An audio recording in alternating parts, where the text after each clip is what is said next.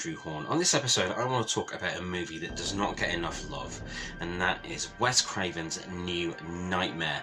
This was the 7th movie in the Nightmare on Elm Street themed series, but it didn't actually feature Freddy Krueger, not in the sense that we know about him anyway. So after the first 6 movies, that had ended with the frankly dreadful Freddy's Dead: The Final Nightmare, which was a mess. I liked it at the time, but it was a mess. After the series ended with that, it had fallen out quite out of favour. People had got kind of tired of how comedic Freddy had become. He wasn't scary anymore. The 3D effects in Freddy's Dead: The Final Nightmare didn't really tick all the boxes that they needed to, and as an ending to a series it didn't really work. However, in 1994, Wes Craven returned to the series for a 3rd time. He was involved with Nightmare on Elm Street 3 and of course the legendary first Nightmare on Elm Street movie in 1984, but he came back for this one and took it in a new direction.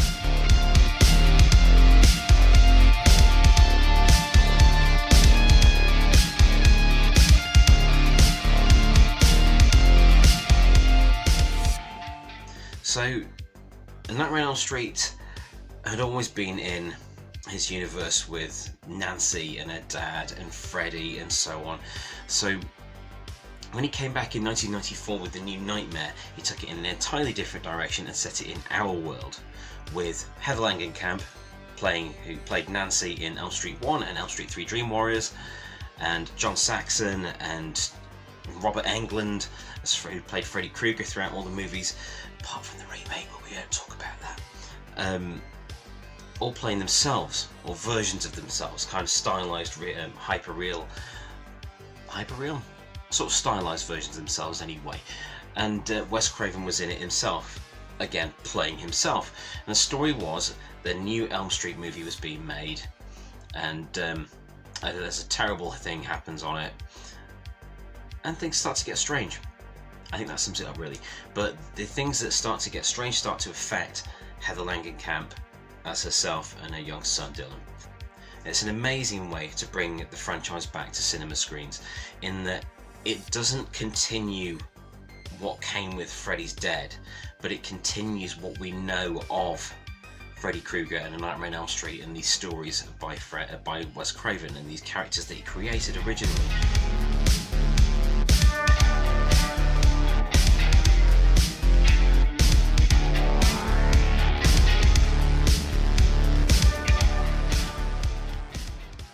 Freddy is not the villain in this.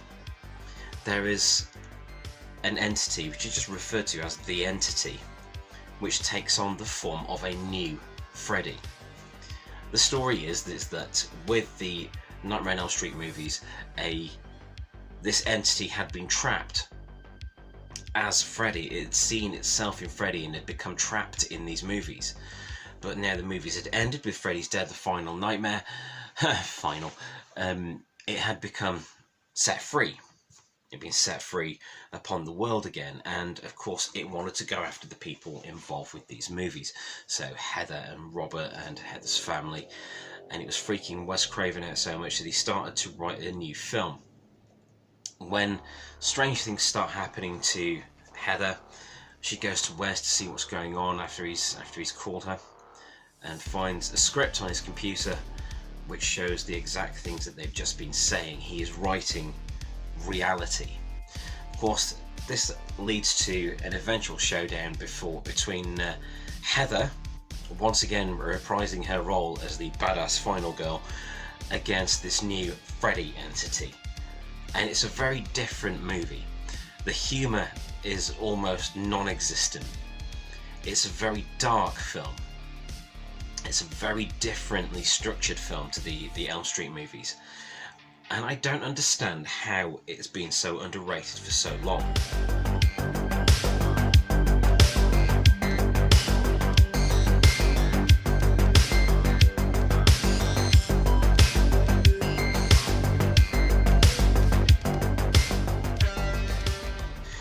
While researching for this, I did look up a lot of reviews that say it is a great film. It's kind of an unsung, excellent, wouldn't say masterpiece, but it is an unsung gem in the horror pantheon. And I just think it's kind of been forgotten about, and that's a real shame. Wes Craven's New Nightmare, the 7th Elm Street movie, Elm Street themed movie, is a really good film. Freddy's not in it much, and I think that makes it a lot more effective. The fact that they did so many things to make the entity version of Freddy different to the version from the fictionalized movies is really interesting as well. If you look closely, you can see that the red and green sweater is inverted. So instead of having a red collar, it's a green collar, then red. But everything about it is slightly different. Of course, the glove is more kind of organic and attached to his hand. It also has a thumb blade, and it's all curved and kind of metallic. It's very weird. He has the long coat, leather trousers, the boots and everything. His voice is projected in a different way. And the makeup, it looks more carved rather than burnt. It's kind of split, and it's like the entity's depiction of Freddy. It's kind of the way that this creature has invented its own version of Freddy. And of course the ending in the bizarre Freddy-esque hellscape is nightmarish.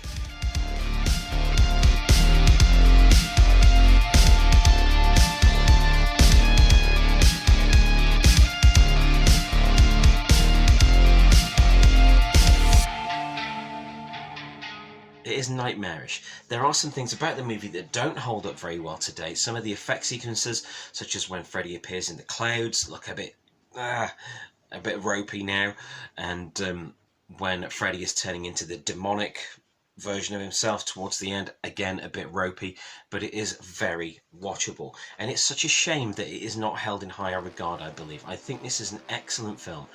It's a great horror movie, it's a great thriller, it's a great film for those with an interest in anything meta. It's very self-referential. I mean, it's crazy the lengths they went to involve elements of the original movies and the Elm Street 7 movie that is being made within the movie. It's just incredible. It's fascinating.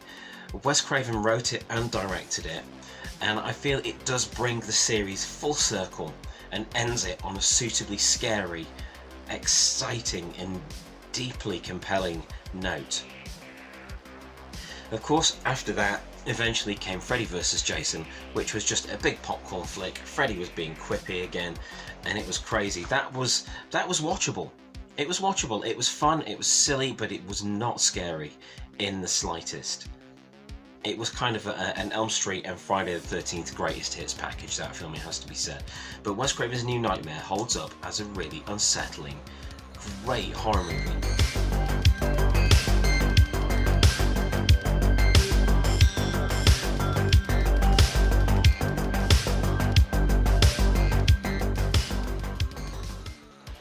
I would liken it to more things by Dario Argento, or 70s horror movies, like The Omen and The Exorcist and things like that. It has that sort of unnerving underlying atmosphere that something is wrong with the real world, and I love that. It's fantastic. Performances are great across the board. The stylized version of Robert Englund that Robert plays is really interesting as kind of a dark, dramatic artist who is having these visions of this strange new Freddy with a huge claw. Heather is absolutely likable. She's such a likable character in herself, and I think bringing a bit more of herself to the part, it does blur the line between Heather and Nancy, and I think that's exactly what audiences wanted from that, and it is beautifully done. Craven's direction is excellent. It is just that it's a shame that some of it is let down visually. What was pretty cutting edge at the time back in the early 90s is now, it doesn't hold up very well. The film holds up well, but some of the effect sequences take you out of it a little bit here and there. But those aside, I mean, a lot of old movies have not aged well. They have not dated well. Jaws looked bloody awful.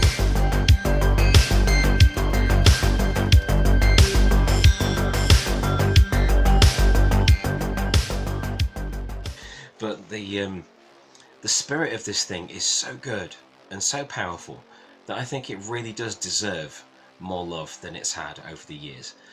If you're stuck for a horror movie to watch, give it a try. If you are aware of Freddy Krueger, if you've not seen the Elm Street movies, still watch this. There's enough going on in there, and there is enough background given to you that you don't need to have seen all the movies before. If you do want to see some of the films before you watch Wes Craven's New Nightmare, watch A Nightmare on Elm Street, the original from 1984, and Nightmare on Elm Street Part 3, Dream Warriors from 1987. Those are the ones that feature Heather as Nancy and are by far the best.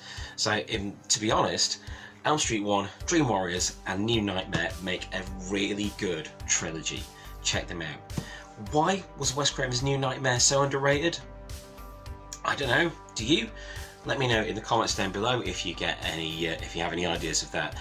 And check out the film if you haven't seen it. I do heartily recommend it. Thank you for watching this special episode all about Wes Craven's New Nightmare. I'm Andrew Hawnt. I'll see you again soon.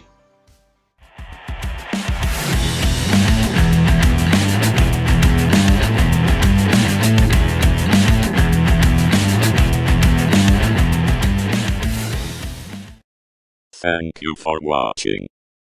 Please like, share and subscribe.